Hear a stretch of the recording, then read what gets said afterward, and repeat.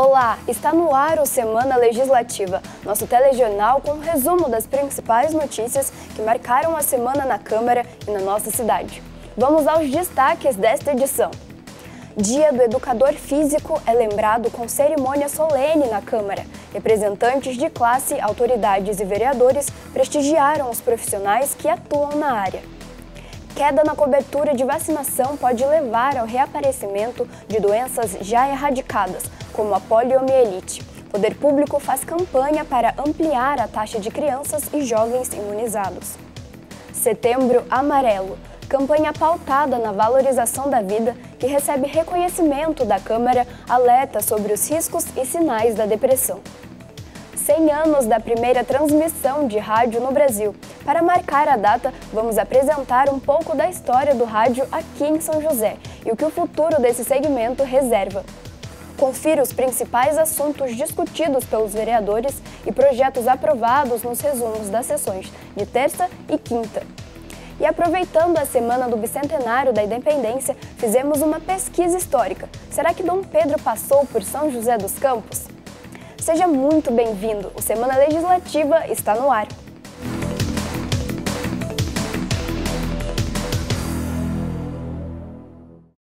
Agora, a gente confere os destaques da sessão realizada na quinta-feira.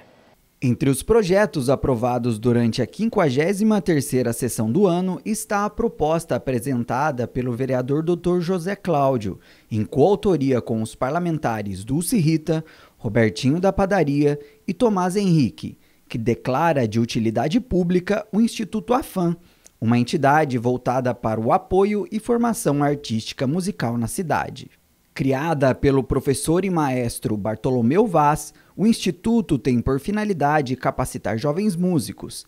A entidade também criou uma orquestra comunitária, da qual podem participar músicos amadores de qualquer idade, e a Academia Filarmônica, que oferece aulas gratuitas de aperfeiçoamento e profissionalização para jovens músicos entre 12 e 24 anos de idade.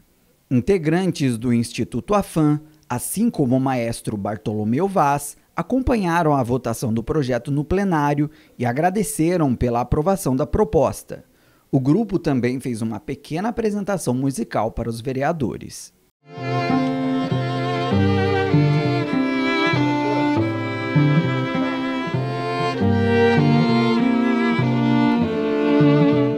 O título é muito importante porque ele fortalece o trabalho que a gente vem construindo, né? O Instituto AFAM é uma ONG, então é uma junção, os músicos são todos cooperados, né? São todos voluntários, então fortalece as nossas atividades para que a gente possa cada vez mais expandir as nossas ações. Para participar, nós abrimos processo seletivo a cada 6 meses, e aí o interessado ele manda um vídeo tocando alguma música, né? E tem que ser um instrumento daqueles que compõem a orquestra. E aí ele manda esse vídeo, a gente faz a seletiva e chama ele para participar. Ainda durante a sessão, outros 2 projetos para a denominação de ruas foram aprovados. Os nomes são homenagens a moradores falecidos. Já no período do grande expediente, o vereador Marcelo Garcia comentou sobre o desfile do 7 de setembro na cidade, em comemoração ao bicentenário da independência do Brasil. E falando em homenagens, para comemorar o Dia do Educador Físico, a Câmara promoveu uma solenidade especial, que teve como principal objetivo parabenizar o trabalho e dedicação dos diversos profissionais da nossa cidade que atuam na área. O evento também contou com a presença de autoridades e vereadores. Em comemoração ao Dia do Profissional de Educação Física, celebrado no dia 1º de setembro, o plenário da Câmara recebeu um evento para homenagear quem usa o esporte para ensinar e formar crianças e jovens da cidade. A cerimônia foi presidida pelo vereador Renato Santiago e contou com a presença de outros vereadores. Também compareceram representantes da prefeitura e de entidades ligadas ao esporte. Ao todo, foram homenageados 120 profissionais e 6 entidades. Para Renato, os professores de educação física têm um papel fundamental no desenvolvimento dos jovens. As instituições que utilizam o esporte como ferramenta de educação, elas precisam ser lembradas, né? Nós tivemos aqui escolas de futsal, escolas de ensino regular, institutos esportivos sem fins lucrativos que atuam dentro da prefeitura, fomentando o esporte, né? Trazendo essa ferramenta que é o Escola Ativa para dentro das escolas. Trouxemos também a OS São José Desportivo. Então todas as entidades que fomentam o esporte na cidade e utilizam o esporte como ferramenta de educação. O tema desse ano da homenagem foi o esporte educacional. Ronaldo Kogak, presidente do São José Rugby, também tem opinião semelhante. Durante o evento, ele apresentou o trabalho realizado há 40 anos na categoria, desde os times de base até o principal, e destacou a importância do esporte como forma de transformação social. A entidade que eu represento, né, o São José Rugby Clube, ele só está no patamar que ele se encontra hoje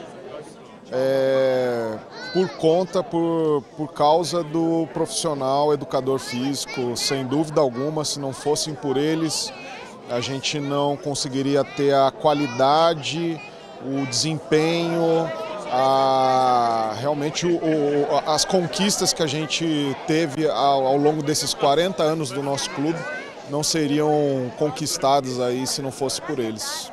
E como a data simboliza o reconhecimento de todos os profissionais que atuam na área, o vereador Renato Santiago espera que a homenagem possa servir como mais uma ferramenta para valorizar o trabalho dos educadores físicos de São José. O profissional de educação física, que ele tem uma influência gigantesca na formação do cidadão pleno através dos esportes. Com eventos como esse, nós conseguimos fomentar, né, a ideia da valorização do profissional de educação física e com isso a gente vai criando, né, um ambiente mais favorável à profissão de educação física. Professores como Wilson, que dá aulas de basquete e handebol na Escola Municipal Vera Lúcia Carnevale Barreto, do bairro Santana, na zona norte da cidade.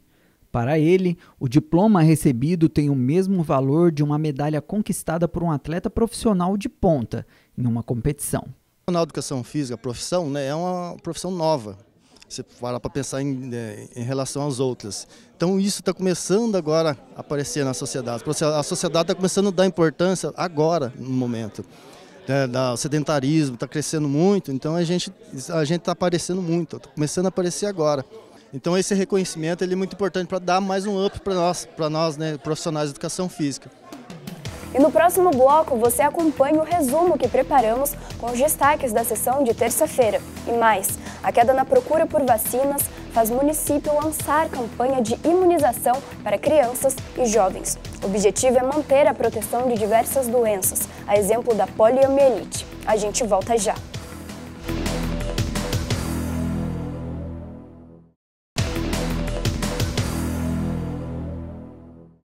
E estamos de volta com Semana Legislativa. Agora, a gente confere o resumo que preparamos com os destaques da sessão de terça-feira. Na 52ª sessão do ano, os vereadores aprovaram por unanimidade 9 documentos, entre eles uma moção de repúdio à devastação da Amazônia, tema também debatido na tribuna durante o Pinga-Fogo. Além dessa moção, os parlamentares também aprovaram 7 requerimentos e uma ata, e também fizeram a leitura de indicações com pedidos de serviços de manutenção pública para a cidade. Ainda na tribuna, os vereadores abordaram o crescimento da fome no Brasil, a liminar do Supremo Tribunal Federal que suspendeu o piso salarial dos profissionais da enfermagem e a homenagem ao Dia dos Profissionais de Educação Física realizada pela Câmara. Também foi destacada a campanha Setembro Amarelo, mês marcado pelo Dia Mundial da Prevenção ao Suicídio. No plenário, um representante do CVV, o Centro de Valorização da Vida, distribuiu aos parlamentares laços na cor amarela, que simboliza a campanha nacional.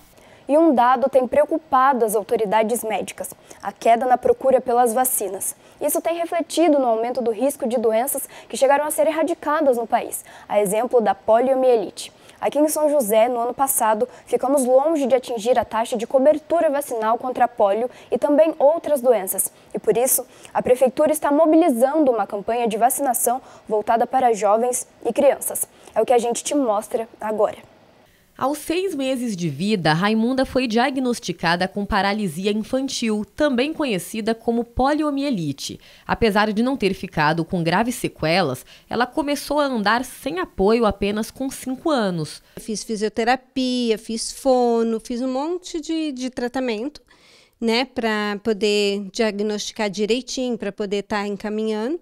Mas só que no meu caso não era assim, de que eu ia ficar com muitas sequelas, graças a Deus, né? Sequela foi menos. Mas assim, até os 5 anos de idade eu não andava. Este médico neurologista explica que a poliomielite acomete na maior parte crianças e que questões de higiene costumam ser os principais fatores de risco. O contágio se dá através do contato da boca com secreções orais e fecais de uma outra pessoa já contaminada, né? Ela tem 2 formas, que são as formas não paralíticas, em que pode trazer ou não trazer sintomas nenhum, ou sintomas leves, que lembram um quadro gripal, como uma dor de cabeça, dor no corpo, febre. Ou pode ter a forma mais temida, que é a forma paralítica, que dá até o nome à doença, quando ela comete o sistema nervoso central, medula espinal, causa sequelas, né, desde a infância, que é o público mais afetado pela doença, né? Ela pode ter algum grau de recuperação com a fisioterapia, com os processos de reabilitação, mas muitas vezes ela pode manter ainda sequelas irreversíveis. E quando falamos na prevenção da doença, um dado preocupa. Segundo o Ministério da Saúde, em 2021, a cobertura das vacinas contra a polio não chegou a 70% do Brasil, sendo que a meta é alcançar pelo menos 95% do público-alvo. Em São José, a adesão não foi diferente. De acordo com a Secretaria Municipal de Saúde, em 2021, a cobertura para esta vacina foi de apenas 71%. A única forma de prevenção contra a poliomielite ou paralisia infantil é a vacinação, que é oferecida em massa e de forma gratuita pelo SUS. Foi através de campanhas que o país erradicou a doença em 1989. As vacinas são uma barreira de proteção contra os vírus. Elas impedem que uma doença se desenvolva para algo mais grave.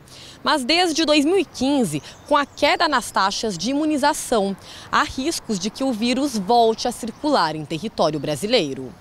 Se essa doença está erradicada desde 1989, foi pelos esforços no passado de manter uma boa cobertura vacinal, né? E a melhor forma, é a forma mais eficaz, a forma mais segura de controle da doença, não tenha dúvida, que é a vacinação. Para evitar as notificações da polio e também de outras doenças, São José dos Campos está realizando uma campanha de multivacinação, com o objetivo de atualizar as cadernetas de crianças e adolescentes menores de 15 anos. As vacinas estão disponíveis nas unidades básicas de saúde espalhadas pela cidade. E lembra da Raimunda? Ela faz um apelo para que os pais vacinem os filhos. Afinal de contas, vacinar também é um ato de amor e proteção. Eu peço para que as mães levem sim. E não tenham, assim, preocupação, né?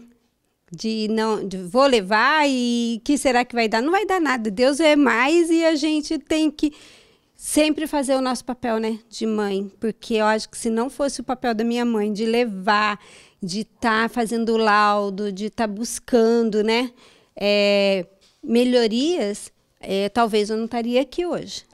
E o nosso país comemorou 200 anos de independência, um marco histórico para a gente como país. E São José dos Campos não ficou de fora das comemorações. Manteve a tradição do hasteamento da bandeira e do desfile pelas ruas da cidade. Diversas autoridades e vereadores compareceram à cerimônia.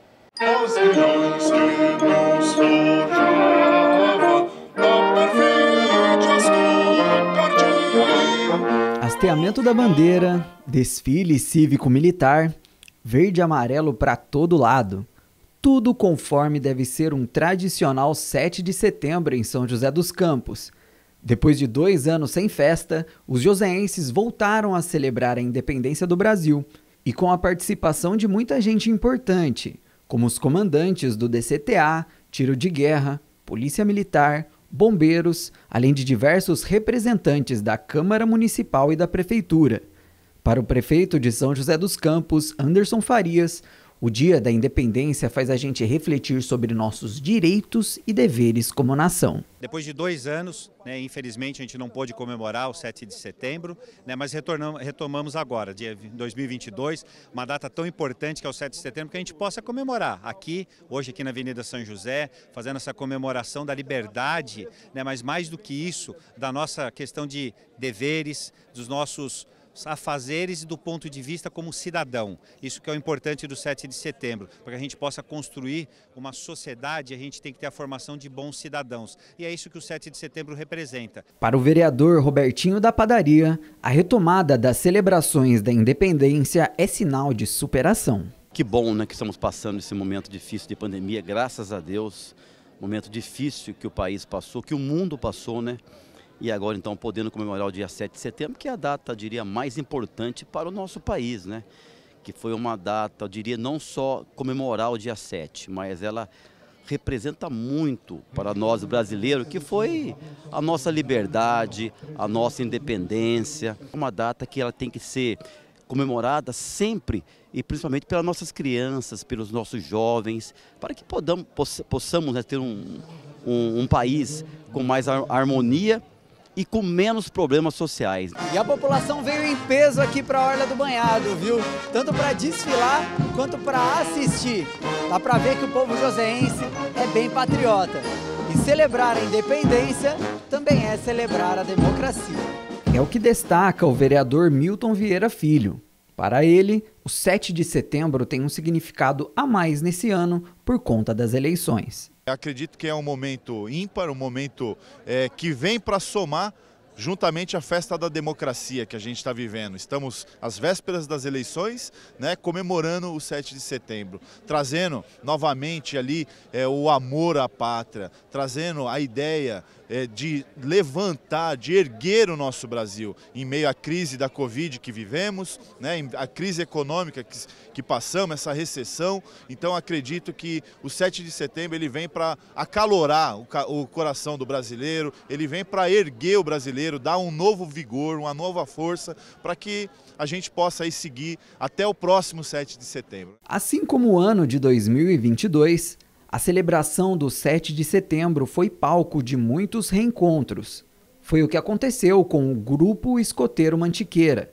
Depois de 2 anos parados por conta da pandemia, o desfile marcou o retorno das atividades. Luciana e a filha Beatriz fizeram questão de participar. Trabalhamos agora eles para voltar, depois de 2 anos, muitos lobinhos são novos, até acostumar. Tem o pessoal da tropa que já tinha desfilado outros anos, para eles foi gostoso também voltar. Foi muito legal ter essa receptividade da população de São José, deles abraçarem a gente, ter essa abertura, ver o quanto o nosso trabalho é reconhecido. E muitos grupos receberam esse reconhecimento. Os militares da Aeronáutica, Exército e PM, os heróis do Corpo de Bombeiros, SAMU e Secretaria de Saúde, os essenciais funcionários da Urban, que deixam a nossa cidade limpa e bonita, e as crianças, que são o futuro da nação e herdeiras da independência. E no próximo bloco, a gente fala de um assunto sério, a depressão. A campanha Setembro Amarelo promove ações para a valorização da vida. Também tem 2 reportagens especiais, uma sobre os 100 anos do rádio e a outra sobre o bicentenário da nossa independência. Será que Dom Pedro passou por São José? Essa resposta a gente vai saber daqui a pouco.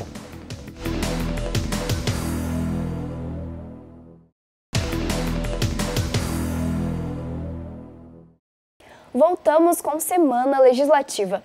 O mês de setembro dá voz a uma campanha muito importante, pautada na valorização da vida. É o Setembro Amarelo. A ideia é promover o debate e a divulgação sobre os riscos e sinais da depressão.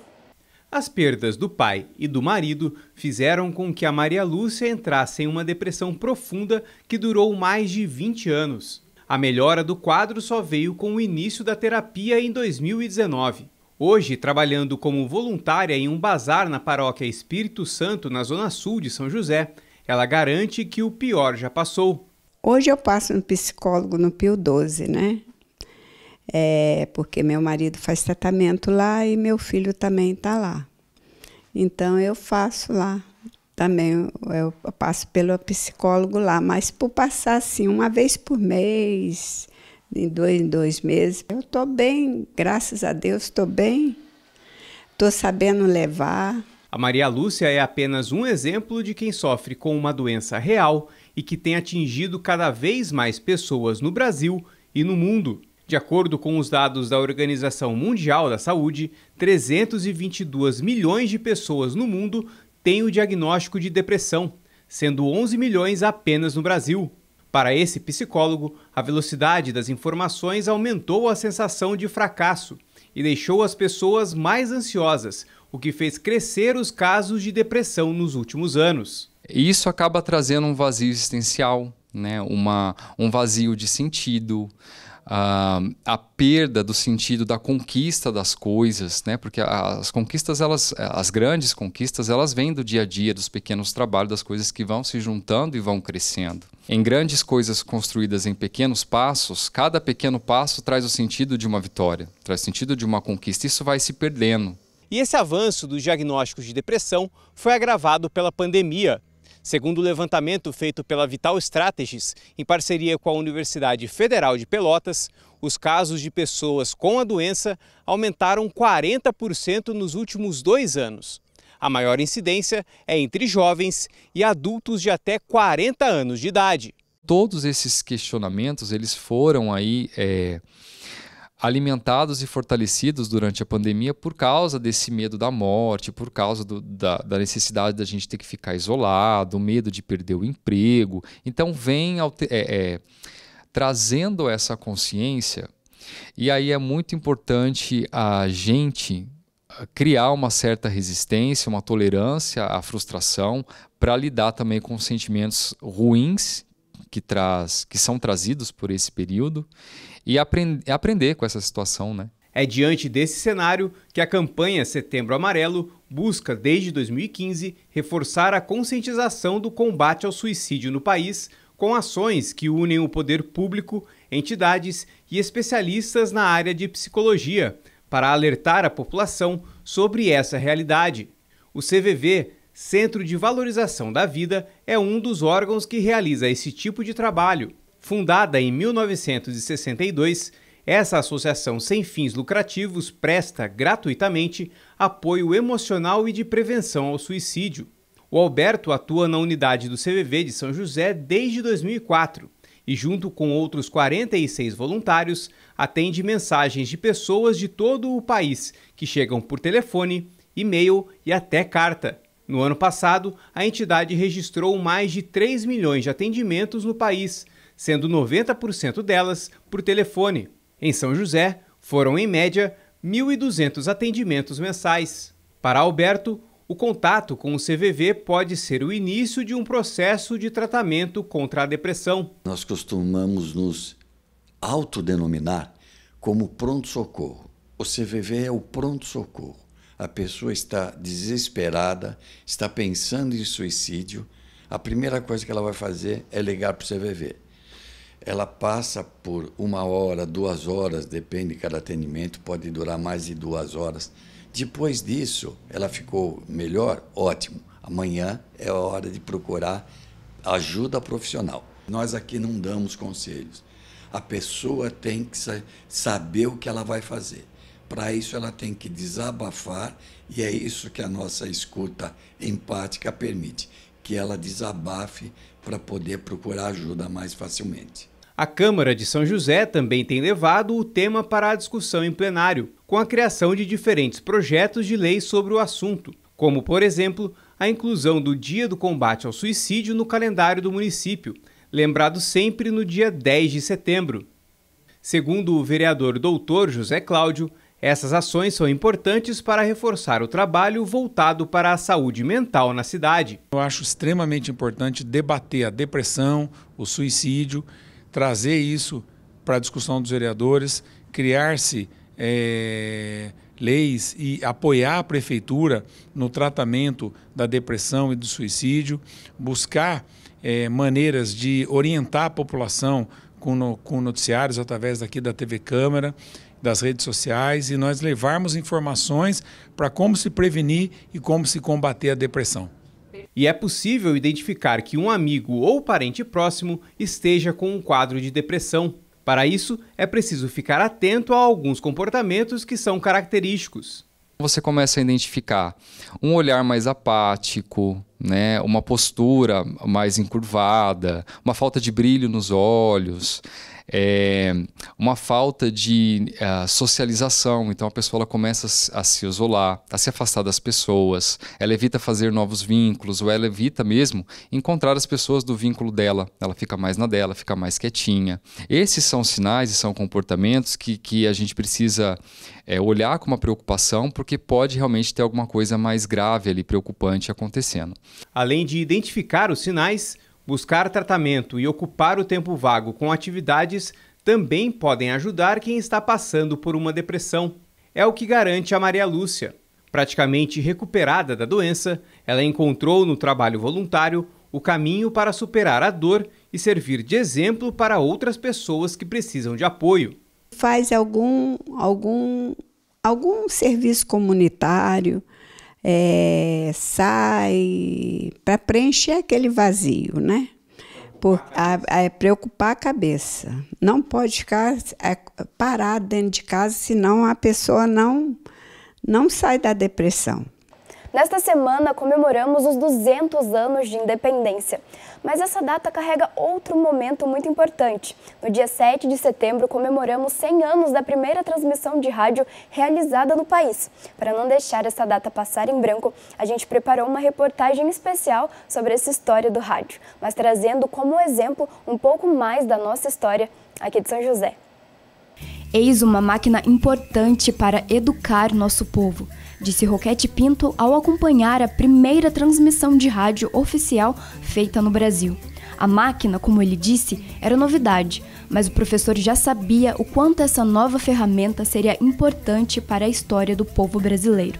E neste 7 de setembro, além da comemoração do bicentenário da independência brasileira, o país também celebra os 100 anos do rádio. A data marca a primeira transmissão radiofônica oficial a acontecer no país, justamente em comemoração ao primeiro centenário de independência do Brasil. O Rádio do Brasil ele chega lá oficialmente, né, para comemorar o centenário de independência, né? Então ali a gente faz o primeiro teste oficial, mas antes disso nós já tínhamos de vários momentos, de várias rádios já proliferando pelo país, né?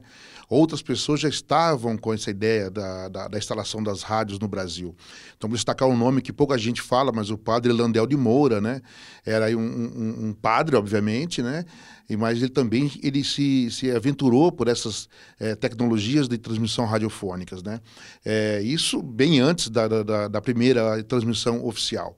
E aí, obviamente, a gente não ganhou projeção mundial naquele contexto. É claro que os países centrais da Europa e Estados Unidos são os países onde vão dar impulso a essa nova tecnologia.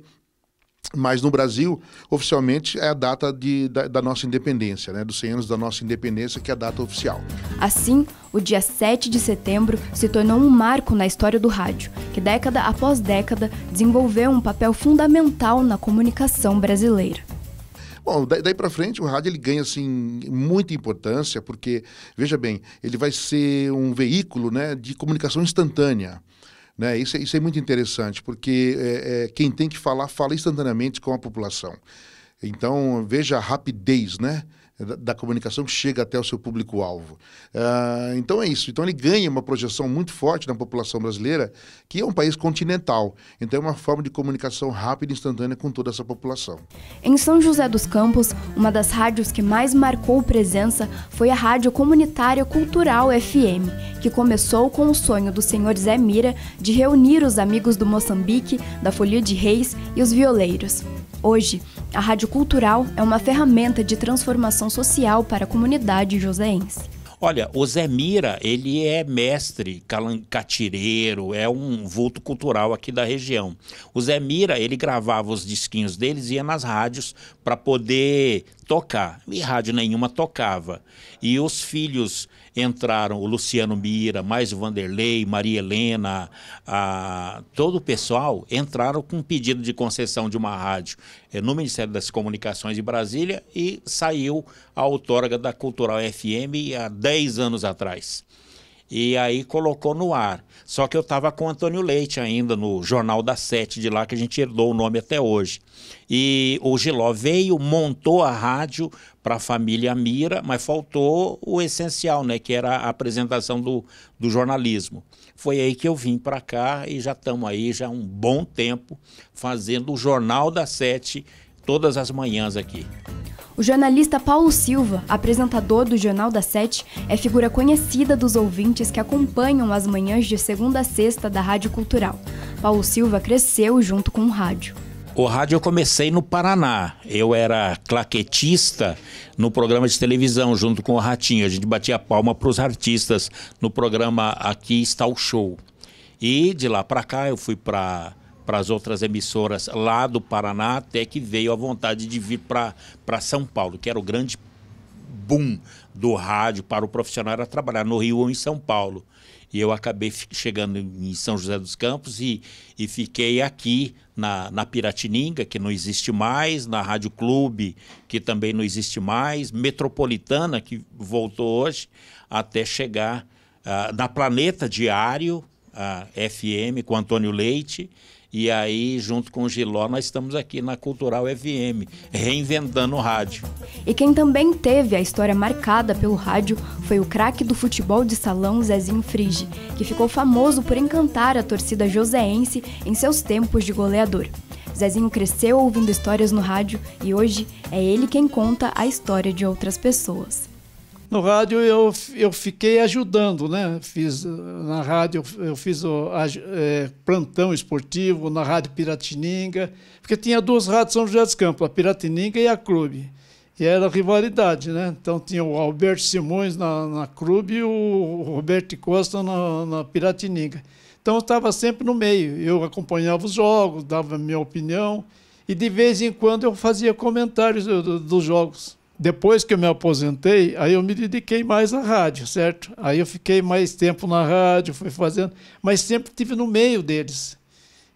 Como eu entrevistei todos esses ex-prefeitos de São José dos Campos, então eu sei a história da cidade, cada um contava uma coisa, né? E cada história que... Ainda bem que eu tenho todos os CDs aqui da história dele. Tem o maior acervo de vidas de pessoas aqui comigo. O jogador, o professor e o radialista. Diferentes histórias, mas um caminho em comum: o amor pelo rádio. É ali que é a minha vida e eu conheço as pessoas que são importantes para mim, menos importantes para mim, mais importantes para a cidade. A história de São José dos Campos passa pela rádio, a história do mundo passa pela rádio. Olha, a importância do rádio é como a importância de respirar. É impossível ficar sem rádio. Vamos dizer assim, eu não quero ser uma viúva do rádio, entendeu? Não quero ficar lembrando no rádio, naqueles tempos nostálgicos. Aquilo é importante, faz parte da história, nós temos que lembrar sempre isso, mas nós temos que ver que as coisas são dinâmicas, as coisas mudam e nós também precisamos mudar. Mas o rádio não ficou só na nostalgia e saudosismo do passado. Ao longo dessas 10 décadas, se mostrou uma das ferramentas de comunicação mais democráticas do mundo, informando e cativando o público. E após 100 anos de existência, o que podemos esperar do futuro do rádio? Eu acho assim, acho que o que a gente tem que continuar firme nesse sentido é a geração de conteúdo. Isso vale não só para o rádio, como para todas as mídias, para todos os veículos de comunicação. Gerar conteúdo, as pessoas querem informação, elas vão se informar, as pessoas hoje produzem conteúdo também, não é? As novas plataformas, as plataformas da internet estão aí provando isso. Então, é conteúdo nós precisamos fazer. E esse é o grande foco, acho que a gente tem que ter atenção, é a produção de conteúdo. Como isso vai chegar às pessoas? Elas vão acontecer também, mas nós vamos ter muitos caminhos para isso. A gente não vai ter um caminho só. De repente o que as pessoas ficam querendo qual é o caminho que vai ter. Não, teremos muitos caminhos. Mas uma coisa é certeza, nós vamos levar conteúdo para as pessoas. É nisso que nós temos que aperfeiçoar. Em seus 100 anos de história, o rádio informou do doutor a quem nunca teve a oportunidade de aprender a ler. Reuniu famílias para acompanhar das radionovelas as grandes copas do mundo. Foi companhia para viajantes solitários e para quem esperava em casa também. Sobre o futuro não se sabe, mas fato é que este grande contador de histórias continuará se reinventando ainda por mais muitos anos. E ainda no clima dos 200 anos de independência, a gente aproveitou para fazer uma pesquisa histórica aqui na nossa região. Será que São José dos Campos chegou a receber a visita de Dom Pedro em algum momento da nossa história? Ou será que nossa cidade teve alguma participação nos eventos que culminaram na independência do país? Boas perguntas, né? Nós vamos apurar melhor essas questões e te respondemos agora. Neste 7 de setembro, o Brasil completa 200 anos de independência. E São José dos Campos, hoje, é uma cidade que é referência nacional e internacional. Mas e há 200 anos atrás? Como será que era a nossa cidade? Olha, 200 anos atrás, eu imagino que seria um povoado, né? Uma coisa bem insignificante, bem simples, aonde tinha a igreja matriz, a rua principal ali. Tudo de terra, porque não havia nem asfalto naquela época, né? 200 anos atrás era apenas um povoado pequeno, onde se cultivava café, tinha estrada de trem de ferro, o trem de ferro era o único transporte que existia na época. As vias que tinha era estrada de chão, não tinha Dutra, não tinha... Hoje os meios que nós temos. Seria uma fazenda cafeeira, né, feudalismo, uma coisa bem antiga, assim, né, desenvolvimento quase nada, né, não dá para imaginar muito, não. Em 7 de setembro de 2022, o nosso país completa 200 anos de independência, um processo construído ao longo de anos, com a participação de diversos grupos e movimentações de cidades históricas. Mas será que vilas e aldeias menores também apoiaram e participaram da luta pela emancipação? Como São José dos Campos aparece nesta história? Bom, a resposta não é a que a gente queria ouvir. Segundo o fotógrafo e pesquisador Mário Lúcio Sapucaí, a participação de São José no cenário da independência foi irrisória, até porque naquela época, em 1822, nosso município, até então uma vila, tinha apenas 55 anos. Não teve nenhuma participação, inclusive quando o Dom Pedro, no seu itinerário da independência, no caminho que ele faz do Rio de Janeiro a São Paulo, ele sequer entra por São José. A estrada passava ao largo da cidade e ele não teve nenhum interesse, não teve motivo nenhum para adentrar nessa pequena cidade. Seguiu direto para Jacareí. A cidade, no começo do século XIX, devia contar, segundo estimativas que eu levantei, com cerca de 7 mil habitantes. É também interessante observar que boa parte dessa população estava na zona rural. A cidade em si, o núcleo urbano, era muito pequeno e eu duvido que chegasse a ter ali mais de 1.000 habitantes. Muito dificilmente tivesse 1.000 habitantes. Os primeiros registros de São José dos Campos são do século XVI, com a aldeia do Rio Comprido, uma fazenda jesuítica que sobrevivia com um trabalho pecuário. Já os primeiros moradores se estabeleceram onde hoje está a Igreja Matriz, no centro da cidade. E a partir daí, a cidade foi crescendo. E a São José de 1822 e a de hoje, 200 anos mais velha, são completamente diferentes.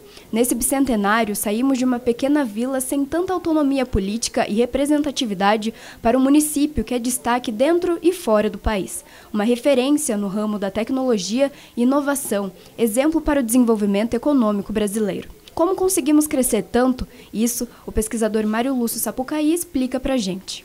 O primeiro ciclo de importância econômica que a gente teve aqui foi um ciclo duplo de indústria e sanatório, né? Era uma fase industrial, a primeira fase industrial e a primeira fase sanatorial.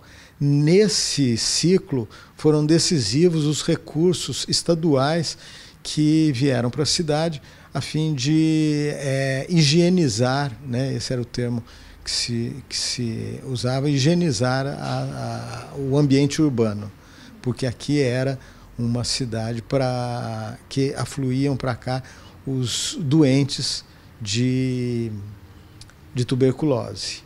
Quando a tuberculose encontra seu tratamento, não mais através de internação, mas através do uso de antibióticos, isso a partir de 1947, entra em declínio essa fase sanatorial. E, concomitantemente, também alguns importantes fatores começaram a contribuir para o início da segunda fase industrial de São José. Ainda sobre o protagonismo da nossa cidade ao longo desses 200 anos de independência, o professor Fábio Monteiro nos revela: se em 1822 nosso município mal acompanhou os processos na luta pela liberdade política e administrativa, no século XX o cenário se transformou. E hoje, a nossa cidade tem sua parcela de contribuição para a evolução do país como nação independente e próspera. E é particularmente a partir da na transição de 1920 para 1930, efetivamente, ali no momento do governo Vargas, que existe um posicionamento estratégico da cidade de São José. É na década de 30 que ela se torna uma estância hidroclimatérica. E, portanto, a partir desse momento, os prefeitos ou eles têm que ser médicos ou então engenheiros. E é nesse momento, então, que a cidade de São José adquire esse papel, digamos, de vetor, né, de sanitarismo, ou então de projeção econômica, projeção política, entende? E aí, a partir desse momento, da década de 1930 em diante, a história de São José dos Campos, ela estaria intimamente ligada, aí sim, a uma história nacional. Né? E ela passa a ter uma projeção cada vez maior em todos os aspectos econômicos, políticos e culturais, seja com o estado de São Paulo, então também com a história do Brasil. No final das contas, São José dos Campos ainda não tinha aprendido nem a engatinhar quando a República foi proclamada. No entanto, hoje, caminha lado a lado com seus municípios vizinhos, fazendo parte da criação e da consolidação da identidade brasileira. Pode-se dizer que a nossa história, a história de São José dos Campos, de certa forma, então, praticamente nos últimos 50 anos, digamos assim, na nossa história mais recente, ela está intimamente ligada à história do Brasil. Seja pelo próprio desenvolvimento tecnológico, né, sobre o qual nós já falamos, seja por causa do ITA, por exemplo, do Instituto Técnico Aeroespacial, também por causa das outras empresas, indústrias, mas, sobretudo, também porque São José dos Campos sempre foi uma cidade acolhedora. E em que sentido? A gente sabe que São José dos Campos sempre absorveu muita mão de obra, muita expertise, muita inteligência do Brasil inteiro. Então também existe, digamos, esse intercâmbio, né? Ou seja, essa via de mão dupla, né? São José dos Campos contém, pode-se dizer assim, um pouquinho de Brasil, um pouquinho de toda a diversidade cultural, né? E também social do país, da mesma forma também que sempre soube exportar e produzir não somente talentos tecnológicos, mas também esportivos e também na área da cultura. E o Semana Legislativa fica por aqui. Até a semana que vem, pessoal!